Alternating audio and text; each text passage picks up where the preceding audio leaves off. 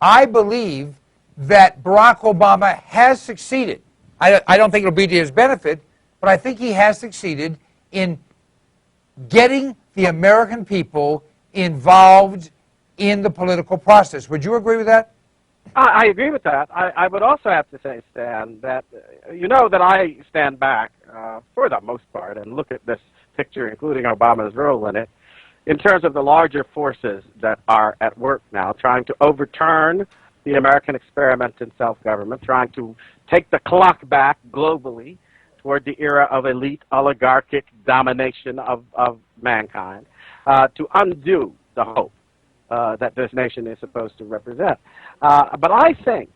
that if you think about some of the forces that have been at work thinking that they were going to make use of somebody like Barack Obama as an instrument for achieving their globalist objectives and their world regime objectives and all, I think even those folks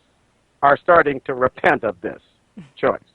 because he is moving in directions and in a precipitous fashion that I think has roused a headwind of opposition from the American people that, for their purposes, is actually counterproductive. And I think that that's going to be telling as well in terms of both his political future and the ultimate political fate of his tenure, his occupancy in the White House. I would have to tell you that I think one of the symptoms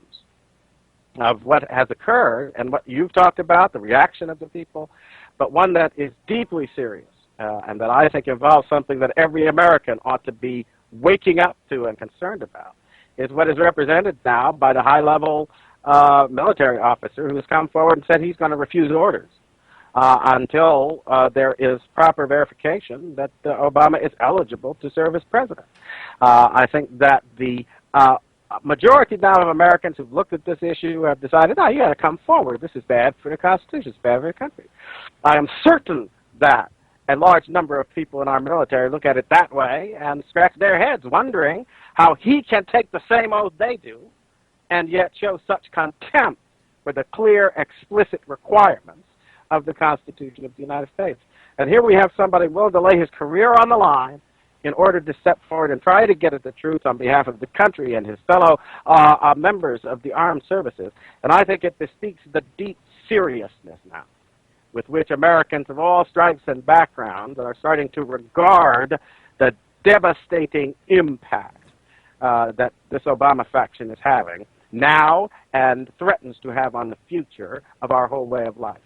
So I think you're exactly right. This is what's happening, and I think we can just continue prayerfully to take ourselves before God and in the hope that he will continue to give the American people strength and courage and discernment so that they can move forward in the right way